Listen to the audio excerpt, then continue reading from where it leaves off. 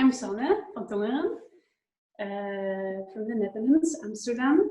I'm a sculptor and I started my own sculpture school 2 years ago in Amsterdam, which is called Figura, Dutch Academy of Figurative Sculpture. How did I discover my passion for art? I think it was always there. There were my parents who were bringing me to theater, who were bringing me books, reading me books.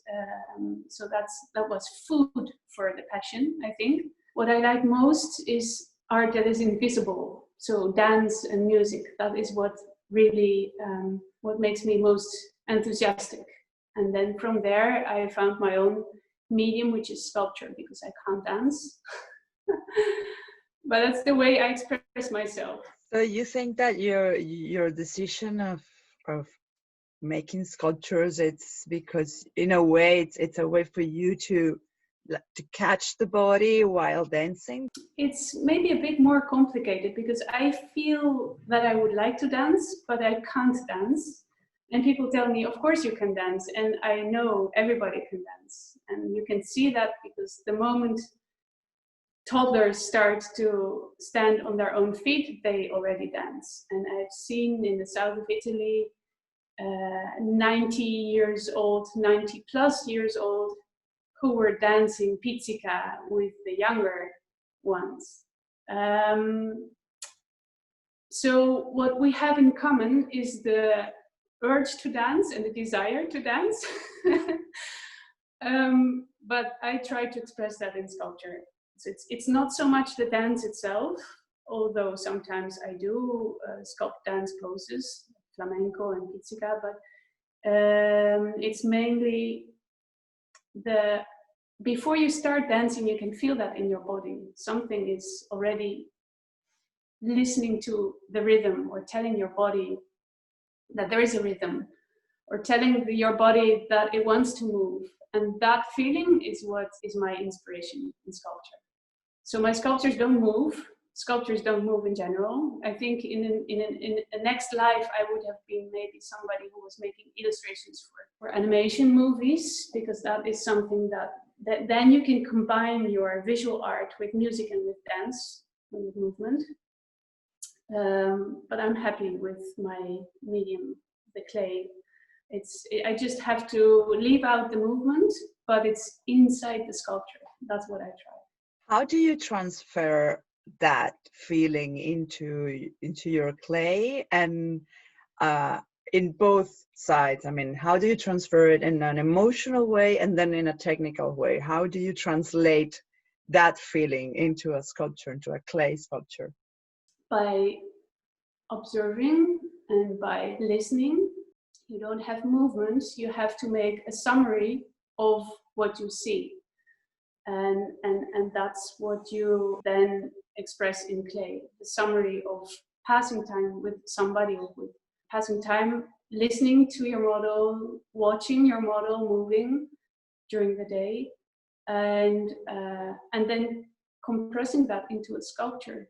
I guess there is the general aspect of the movement, and then there are these small details. As a dancer, I could tell maybe she sees that little muscle compressing or contracting or stretching in that specific way when I'm doing this movement, and that is the small detail that it's going to express the whole feeling of this a desire of dancing. Yeah, those are the things that you observe when you have a model. Of course, sometimes sculptures also come out of imagination and then the model comes in later. It's true that you study characteristics of a body in a certain movement, but at the same time you play also with the fact that you can take little things from different moments in time, and also maybe things from a movement in motion that you put into one sculpture. Because if you really take one moment and freeze it, your sculpture is never going to dance. What made you so passionate about pizzica, Italian pizzica? In general, I love folk dance and folk music, because I think it's it doesn't come from schools, it comes from home education. it's your grandfather who teaches you how to play the violin. And then you play, and you don't play in a school room or in a classroom. You play outside on the street, and you don't play what is in front of you written on paper. You just play and improvise with what is happening around you. And that's also how folk dance starts. There's not a choreography. You create your choreography with the people that you dance with.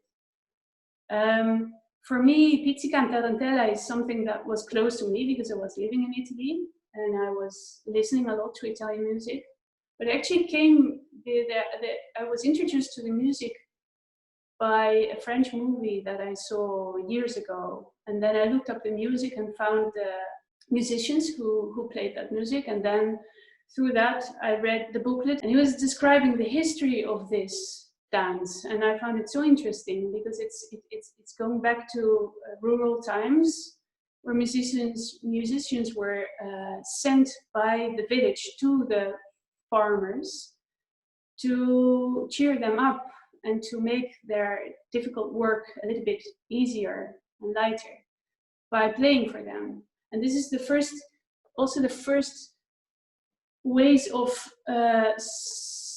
subsidizing artists, because it was the head of the school, and it was the mayor, and it was the lawyer who collected money for the musicians to go to the farmers to play for them. And then there is this idea that it was not just entertaining. The farmers were often bothered by little spiders in the field that created a state of paralyzation, and the only way to get over it, to not die, is to move your body. And to move your body, you have to dance, you have to feel rhythm. And so the musicians, this pizzica music is very rhythmical. You can't listen to it without moving your body, even if you can't dance. The musicians, by playing the music, they try to wake the body of the paralyzed people, and they will move maybe one finger and then a hand and then a toe, and slowly they start moving, and they have to dance until the moment that they find the rhythm of the spider who is in their body, because only then, when the dancer finds the rhythm of the spider, he will get rid of the venom. And that's something that I find that so beautiful that I tried to turn that into sculpture. What do you expect when a viewer looks at some of this sculpture about pizzica? Do you hope that the viewer feels that vibration of pizzica inside of them, or what is that you expect when the viewer looks at your sculptures? Yeah, I asked the same question to my students. How do you want to reach your viewer?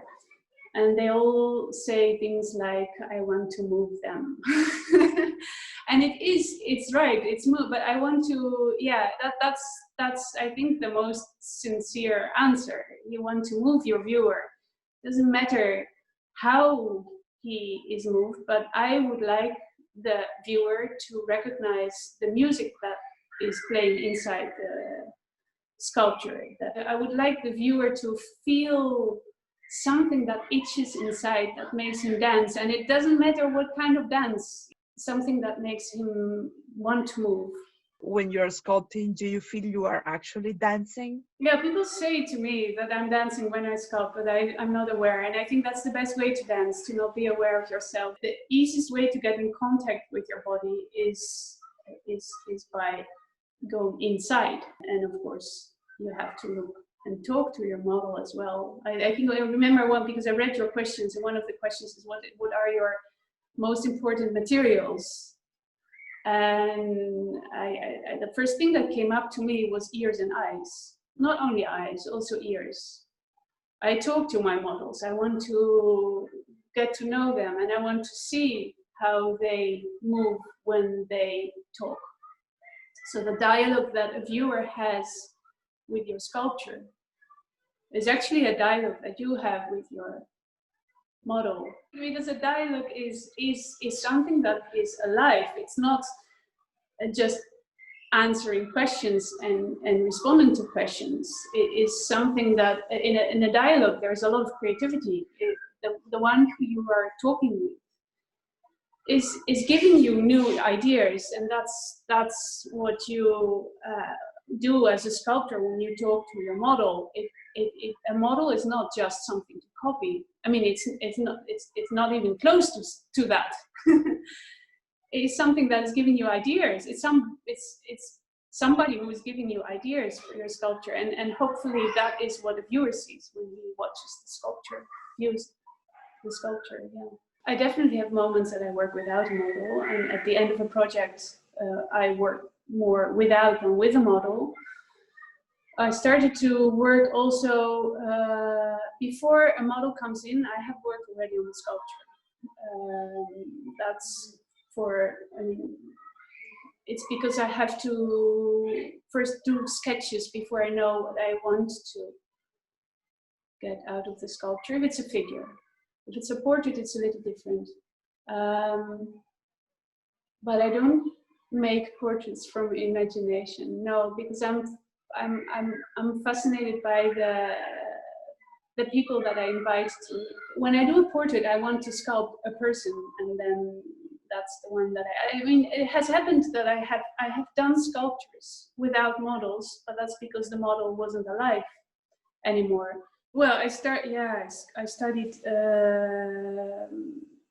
classical languages in Amsterdam, so Latin and ancient Greek. That was my.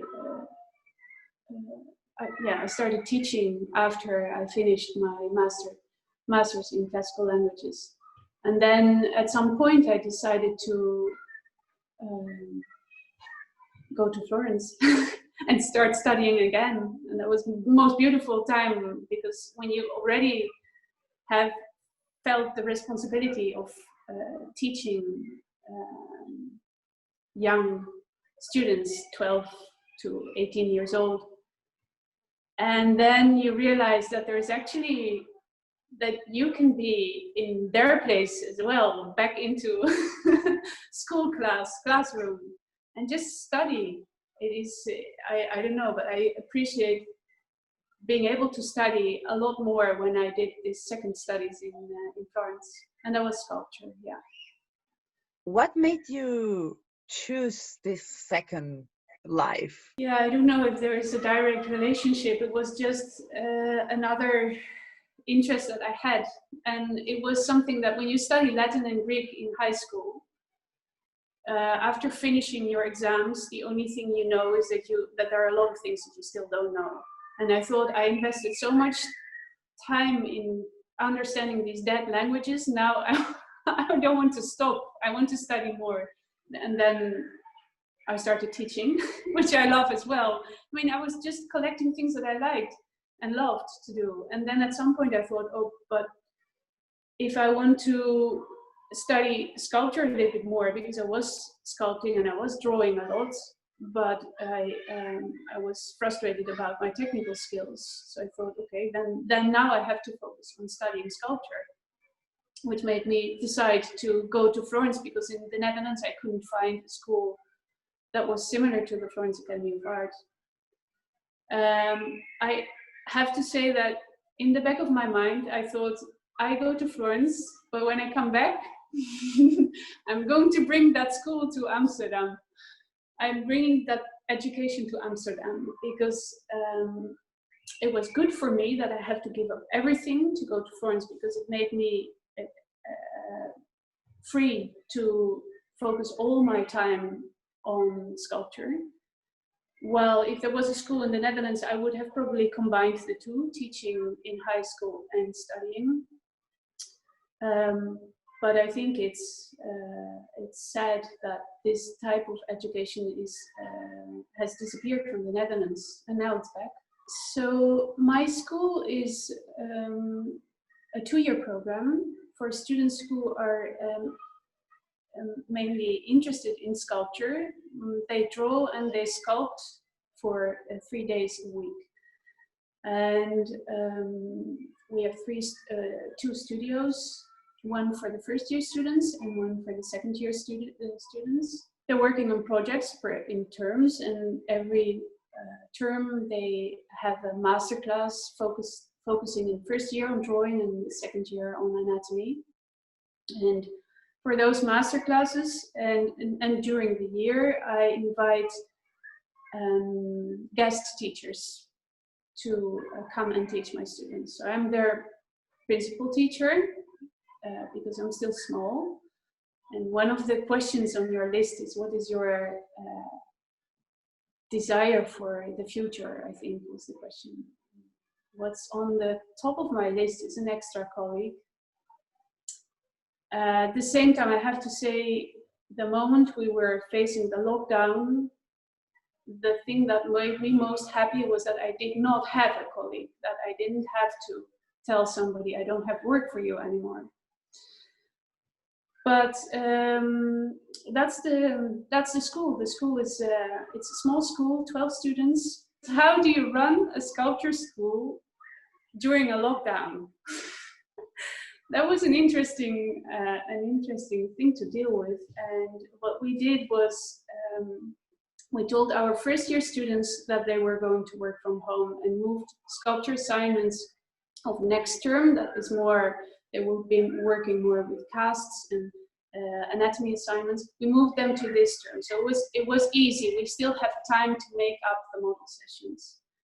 The second year students were in their final project, and it was interesting for them as well. We organized private sessions the moment we were able to do that for them, and private sessions with the model. But that means that we cut in their model time. I mean, the model was lucky because he was here every day.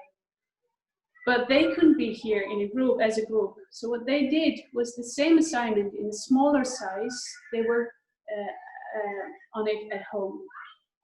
So they are working on a big torso here and a small torso at home. And what I have seen, so you learn things from, I mean, from difficult situations you can learn a lot. And I have learned many things that I also will carry into my program next year, I think, because it was so helpful. And what I see, for example, is that what you do when you observe is you train your memory. You're supposed to train your memory, but sometimes I was realizing I make their memories a little bit dull because they always have the model in front of them. So now they were forced to observe and memorize what they saw, because they were going to do at home the same thing in a smaller size. And while they were at home, they were creating their questions that they had and that they brought into school for that very precious moment that they would have the model. And I can see they're running through this last term in such a faster pace. They're doing a really good job. So that was a good thing that came out of this improvisations. And it is important for life as well, because if you travel just to see things and to check your bucket lists, then when you're at home and you're not able to travel because there's a lockdown, you have no memories to travel. And the good thing is, if you see maybe fewer things, but memorize what you see, then when you're at home, you can still travel on those memories. And that's I think, a beautiful thing that hopefully they will get out of this education. But I think what the world can learn from artists is how to improvise, because we always need to improvise. And I think if you feel you can't improvise, you're not an artist.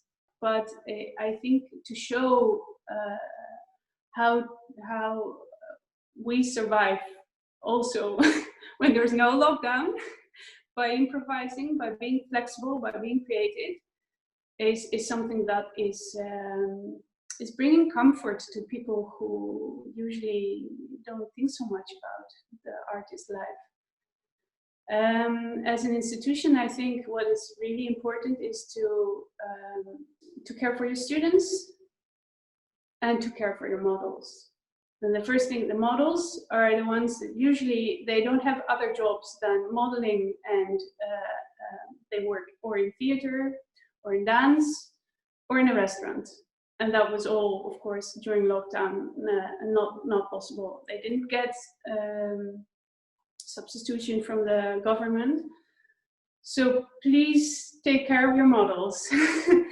And the students, I always have this thing in mind that a lecturer who comes into a classroom that is not completely filled up, if he walks in and he says to the ones that are present, "Where is everybody?" That's not the good, the good way to approach people. I think you have to be happy with the ones that are there, and I'm super happy with my students, seeing how enthusiastic and how serious they are working on their assignments under, of course, not perfect conditions, but they're working, and they are producing amazing artwork. So yeah, hopefully we are going to show, we are going to turn in our open studio into a gallery, so we can show their work to the world. Yeah.